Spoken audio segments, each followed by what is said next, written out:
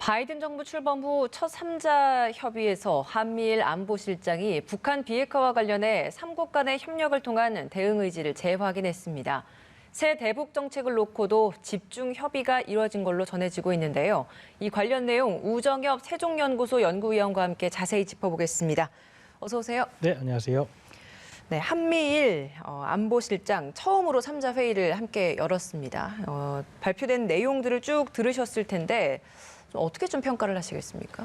일단은 한미일 3국의 이제 안보실장이 대북 문제와 인도태평양 지역의 이제 공통적인 안보 문제를 다뤘다라고 이야기를 했고, 그다음에 최근에 일어난 미얀마에서의 인권에 관한 문제라든지 다양한 주제를 다뤘다라고 이야기를 했습니다. 예. 근데 이제 어떤 주제를 다뤘다라고는 이야기를 했지만 이 협의의 결과 어떤 내용을 도출했다거나 구체적인 내용을 아직 이야기한 바는 아니어서 앞으로 3국 간에 이 방향으로 협의를 하겠다 정도의 이야기가 오간 것이 아닌가 생각이 됩니다.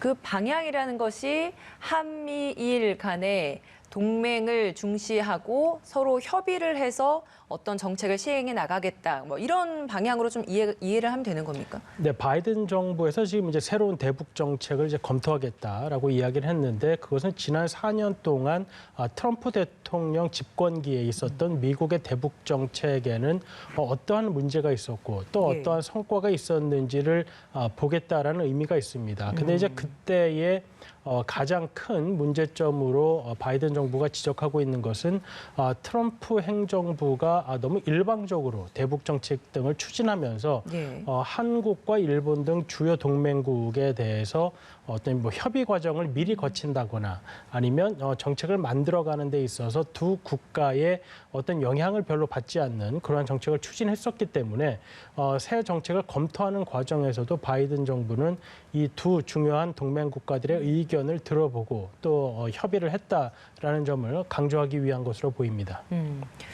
사실 바이든 정부가 출범하기 전까지만 해도 대북 이슈가 어느 정도 좀 후순위로 밀려나지 않겠느냐라는 전망들이 많았습니다만 출범하자마자 이제 대북 정책을 검토하고 나섰습니다.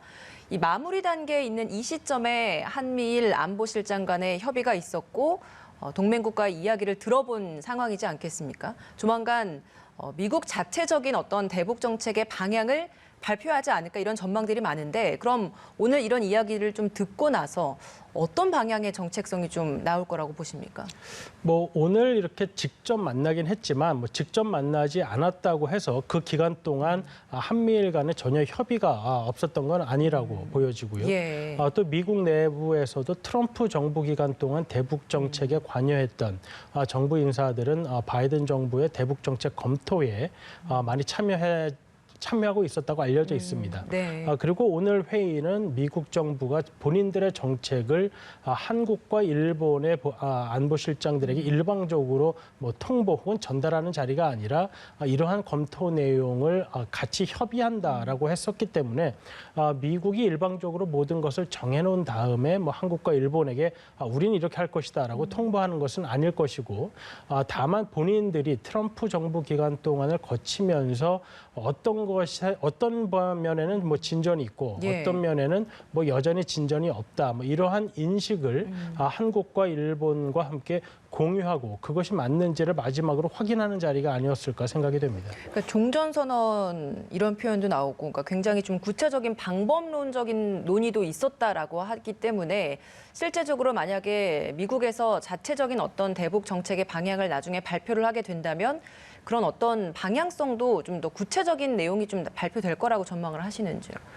이제 공동 성명서와 이제 아까 화면에서 나왔지만 이제 서훈 실장의 어떤 기자회견 그리고 이제 출처를 밝히지 않는 이제 전언 등이 이제 보도가 나오고 있습니다. 그런데 이제 대북 정책의 구체적인 방향이나 대화 재개의 노력과 관련해서는 이제 공동 성명에는 좀 구체적인 부분이 없었던 것이고 서훈 실장이 기자들과 만난 자리에서는 북미 회담 조기 재개에 대한 공감 그리고 노력을 기울이기로 했다라는 말이 포함이 된 것이죠. 그리고 이제 종전선언은 그렇게 공식적인 창구를 통해서는 이제 언급되지 않았기 때문에 이 종전선언과 같은 부분은 우리나라에서는 좀 중요하게 생각하고 그것이 북한을 다시 협상장으로 끌어올 수 있는 요인이라고 생각하는 반면에 미국과 일본은 조금 생각이 다를 수가 있기 때문에 우리의 의사대로 그 부분이 반영이 될 것인지 아니면 그러한 구체적인 전략까지 논의를 했다고 하더라도 과연 발표를 할 때 그 부분이 포함될 것인지는 또 좀 별다른 이야기가 될 것 같습니다. 네, 미국 측이 회의하고 나서 이렇게 별도의 언론 성명을 이제 발표를 했는데 거기에서 담긴 내용을 보면 3국이 유엔 안보리 결의에 대한 완전한 이행이 필요하다는데도 동의했다라는 의견도 같이 실었단 말이죠. 그러니까 이걸 두고 최근에 이제 북한이 탄도미사일을 발사한 그 부분에 있어서 경고 메시지를 발신한 게 아니냐 이런 분석도 있더라고요. 박사님 의견은 어떠십니까? 그러니까 이 트럼프 정부 기간 2019년 가을에도 이제 북한이 연이어서 중장거리는 아니었지만 탄도미사일을 발사한 적이 있었습니다. 근데 그때는 여전히 트럼프 대통령이 북한과의 정상회담을 하나의 대북 정책의 방법으로 삼고 있었기 때문에 그 부분을 특별히 문제 삼지는 않았었죠. 근데 이번에 북한의 탄도미사일 발사 이후에는 2017년 12월에 만들어진 2397호에 보면 북한이 핵실험이나 미사일 실험 그리고 장거리 탄도미사일 개발에 도움이 될 수 있는 미사일 실험을 하게 되면 북한으로 들어가는 석유의 수입량을 더 줄일 수 있는 그러한 조항이 이미 들어가 있습니다. 그렇기 때문에 최근 북한의 미사일 발사 이후에 미국이 유엔 안보리에서 이 문제를 이제 논의하겠다라고 한 것은 북한과 외교적 방법을 통해 비핵화를 추구하긴 하겠지만 지금 나와 있는 이런 제재 결의안을 이행하는 것은 어떤 협상이 진전을 보기 전까지는 계속해서 제재를 매우 강하게 유지하겠다라는 의미를 전달한 것으로 봐서 북한의 어떤 태도 변화를 좀 선행해서 기다리는 그러한 모습이라고 볼 수 있겠습니다. 그러니까 북한 측은 계속해서 미국 측의 어떤 접촉에도 응하지 않고 있고 대화를 너희가 변하지 않으면 우리는 대화할 마음이 없다. 이런 입장을 지금 밝히고 있는 상황이잖아요. 그러니까 지금 이런 국제사회의 이런 움직임이나 만남들을 보고 북한은 어떤 반응을 보일 거라고 보세요? 2019년 이제 10월에 스톡홀름에서 이제 실무 협상이 짧게 만나고 결렬이 된 이후에 북한으로부터 나오는 메시지는 좀 일관되고 있습니다. 그러니까 미국이 소위 셈법을 먼저 바꿔서 들고 나오지 않으면 북한은 더 이상 대화할 뜻이 없다라는 것인데요. 북한은 정권의 특성상 민주주의 체제가 아니기 때문에 어떤 문제에 대해서 오래 버틸 수 있는 장점은 있지만 이 국제사회의 제재와 코로나로 인한 경제 봉쇄 상황 때문에 이 국제사회와 완전히 단절된 채로 살아가기는 또 어려운 면이 있습니다. 그렇기 때문에 북한으로서도 본인들이 지금까지 견지해온 자세를 쉽게 바꿀 수는 없겠지만 또 한편으로는 경제적인 어려움이라는 현실적인 상황이 있기 때문에 미국이 무언가를 바꿔줬으면 하는 생각은 있겠지만 미국으로서도 또 정치적으로 이 부분이 트럼프 때와는 전혀 다른 접근법을 생각하고 있기 때문에 북한과 미국 사이의 어떤 절충점을 찾기는 지금 단기적으로는 쉽지 않은 상황이라고 보겠습니다. 그럼 그 사이에 또 한 번의 이런 탄도미사일 발사나 그런 시도도 있을 거라고 보세요? 지금과 같은 도발은 사실 미국의 셈법을 바꾸기에는 그 도발의 강도가 낮다고 볼 수 있는 것이죠. 도발을 해서 미국의 어떤 계산을 바꾸려면 아주 미국의 위협의 인식이 국민들 사이에 커질 정도로 강한 도발을 하든지 그래야 되는데 지금과 같은 도발은 오히려 북한의 비핵화 의지에 대해서 의구심만을 미국에서 키우게 되기 때문에 북한으로서도 그러한 낮은 수준의 도발을 계속해서 하는 것이 본인들에게 이로운 것인지를 아마 고민을 할 것 같습니다. 알겠습니다. 미국은 바이든 정부 들면서 동맹을 계속해서 강조하고 있습니다. 근데 한미일 동맹을 강조하면 할수록 우리에게 남는 과제는 한일 간의 관계 극복일 것 같습니다. 사실 국제사회에서도 무엇을 두고 갈등을 하고 있는지 이제 아는 이런 상황에서 미국이 계속해서 한일 간의 관계 회복을 이게 우회적으로 계속 언급을 하고 있다는 건 미국은 과연 어떤 속내일까 이것도 궁금합니다. 미국은 지금 한일 간의 관계가 경색되어 있는 상황에서 일본이 지나치게 완고하다라는 불만을 가지고 있지만 또 일본이 지나치게 완고한 데에 대한 근본적인 원인은 한국이 이제 한국과 일본 사이에 맺었던 위안부 합의안 등을 우리 정부가 공식적으로 파기한 건 아니지만 파기한 것과 같은 효과를 가져옴으로써 또 그러한 원인을 제공했다라는 인식을 미국이 가지고 있습니다. 근데 이제 문제는 이러한 문제가 우리의 사법부가 결부되어 있는 문제이기 때문에 미국 행정부가 우리 행정부의 어떤 요청을 한다고 해도 그 문제를 우리 행정부가 우리 사법부에 영향을 줘서 해결할 수는 없는 것이죠. 그렇기 때문에 미국은 지금 이제 사법부가 관계된 이 부분은 한국과 일본이 알아서 해결을 하되 미국이 중요하게 생각하고 있는 한미일 간 행정부가 주도할 수 있는 안보 협력은 별개로 좀 주도를 별개로 실행을 해나가자라는 것을 하고 있습니다.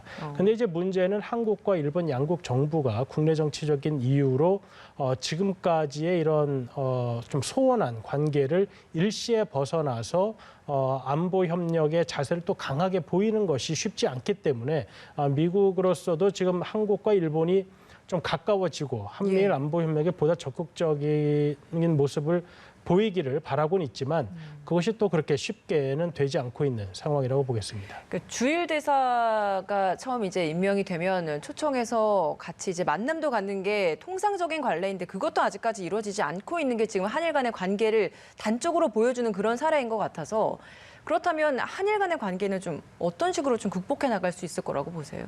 글쎄요, 여러 이제 한일 관계 전문가들이 이야기를 하고 있지만 이 부분은 각 양국 지도자의 어떤 정치적인 국내 정치적인 문제와 매우 밀접하게 연결이 되어 있습니다. 이제 우리도 이제 곧 다음 주에 선거가 있지만 곧 양 당에서 대통령 후보가 선출이 되고 내년 초에 이제 대통령 선거가 있는 일정이고 일본도 지금 올림픽이 얼마나 성공적으로 치러질지 알지 모르는 상황에서 또 가을에 또 선거를 할 수 있는지 없는지 이러한 상황으로 가고 있습니다. 그러다 보니까 양국의 지도자가 국내 정치적인 이유로 한일 문제, 특히 이제 정치적인 폭발력이 큰 문제라고 인식을 하고 있기 때문에 지금 한 몇 년 동안 가져오던 이런 입장을 한순간에 바꾸기는 어려운 것이죠. 알겠습니다. 우리 정부가 또 풀어야 될 과제 중에 하나가 바로 이 한일 간의 관계일 것 같고요. 또 하나 어려운 것 중에 하나가 미중 간의 갈등 속에서의 우리 정부의 입장일 것 같습니다. 이번 협의에서 대북 정책 조율 이외에도 반도체 공급과 관련된 부분에 대한 논의도 있었다라고 합니다. 대중 견제 전선에서 한국의 동참을 좀 요청한 게 아니겠느냐 이런 해석들도 있던데 이 부분은 좀 어떤 의미라고 좀 해석을 하셨습니까? 이미 미국이 법으로 화웨이에 대한 한국의 반도체 수출을 거의 불가능하도록 막아놓은 상황입니다. 그렇기 때문에 작년에 우리 반도체 생산하는 기업들이 화웨이에는 수출을 할 수가 없었던 상황인 것이죠. 그리고 이제 전 세계적으로 이제 반도체 공급에 대한 문제가 크게 이것이 경제뿐만 아니라 안보상의 문제로까지 이어지고 있는 상황에서 과연 반도체 주요 생산국인 한국과 대만 그리고 일본과 같은 국가들이 어느 정도까지 미국의 이러한 경제 정책에 동참을 할 것인지 그리고 그러한 경우 만약에 미국의 정책에 동참을 하면서 발생하는 손실 같은 것은 그러면 앞으로 미국이 만회해 줄 수 있는 가능성은 있는 것인지 이런 것부터 미국이 추진하려고 하는 이러한 수출 통제와 관련된 정책들을 설명을 하고 또 한국과 관련 기업들이 그 정책에 동참을 하길 바라는 아마 의견을 전달할 것으로 생각이 됩니다. 예. 오늘 또 그 한중 외교장관도 회담에 돌입하지 않습니까? 정의용 외교장관 취임한 후에 첫 외교 일정일 것 같습니다. 이 미중 간에 어제는 한미일 그 안보실장의 만남이 있었고 그 자리에서 이런 반도체 관련된 이야기도 있었다라고 한다면 오늘 이 외교장관 회담에서는 어떤 이야기가 나올 것이고 그리고 그 중간에서 우리가 어떤 역할을 좀 찾을 수 있을 거라고 보십니까? 중국 정부가 이제 공식적으로, 그러니까 오늘도 이제 백악관 한미일 안보실장 협의 이후에 이제 공동 성명이 나왔지만 한중 외교장관 회담 이후에도 공동 성명에 들어있는 내용과 또 실제로 오간 대화의 내용은 다를 수가 있을 것 같습니다.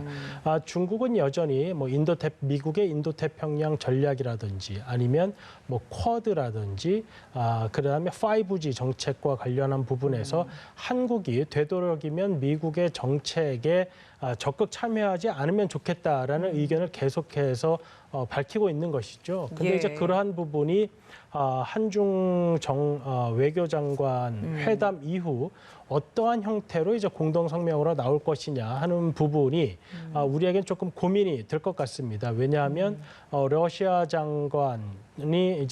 외무장관이 중국을 방문했을 때나 중국 방문 이후 한국을 왔을 때 이렇게 하는 이야기들을 보면 매우 일관되게 현재 동북아에서 벌어지고 있는 미국과 미국의 동맹국인 한국과 일본의 강한 유착을 견제하는 것이죠. 그렇기 때문에 공동 성명에 어떤 내용이 담길지는 모르겠으나 아마도 중국이 우리에게 전달하고 싶은 뜻은 미국과 중국 간의 관계가 악화되는 상황에서 우리가 지나치게 미국 쪽으로 가는 것은 한국과 중국 간의 관계에서 바람직하지 않다라는 뜻을 전달할 것으로 보입니다.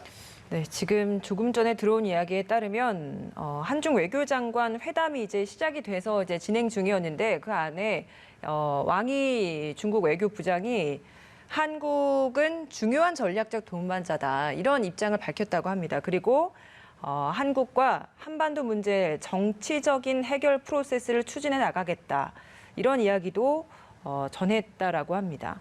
한반도 문제 정치적인 해결 프로세스를 추진하겠다. 어떤 의미라고 저희가 좀 해석을 해야 되는 겁니까? 미국도 바이든 정부 들어서 계속해서 이야기하는 것은 북한의 핵 문제를 외교적 방법으로 풀겠다라는 것입니다. 그것은 이제 트럼프 정부 시절, 특히 2017년에 어떤 전쟁의 가능성이 많이 이야기되면서 북한의 핵 문제를 외교적 방법보다는 이제 군사적인 방법으로 해결할 수 있는 어떤 위기감이 조성이 되었었는데요. 미국 정부에서 말하는 북한 핵 문제의 외교적 해결과 지금 뭐 중국 정부에서 말하고 있는 어떤 정치적 해결, 그러니까 어떤 해결책을 제시한다기보다는 일단은 군사적인 방법은 좀 논의해서 제외를 하고 고민을 해보자라는 뜻을 전달한 것으로 생각이 됩니다. 알겠습니다. 마지막으로 이 질문 좀 드려보겠습니다. 한미 정상회담 이야기가 솔솔 흘러나오고 있습니다. G7 정상회의 전에 다음 달쯤에 만날 가능성이 있다 이런 전망들도 있던데 시기 어떻게 좀 보시고 어떤 방향으로 좀 일정이 잡힐 거라고 보십니까? 미국도 이 한일 간에 어떠한 인식이 있는지를 충분히 알고 있습니다. 그렇기 때문에 지금 이제 4월 16일에 바이든 대통령과 스가 총리 간의 대면 정상회의가 예정이 되어 있다고 알려졌는데 그것과 너무 큰 차이가 있는 것은 미국이 원하든 원하지 않든 어떠한 정치적인 메시지를 또 한국에게 전달하는 셈이 되기 때문에 아마도 크게 멀지 않은 시점에 한국과 미국 간의 대면 정상회담도 미국 쪽에서 충분히 시점을 고민하고 있을 것으로 생각이 됩니다. 예, 알겠습니다. 오늘 말씀 여기까지 듣겠습니다. 우정엽 세종연구소 연구위원이었습니다. 고맙습니다.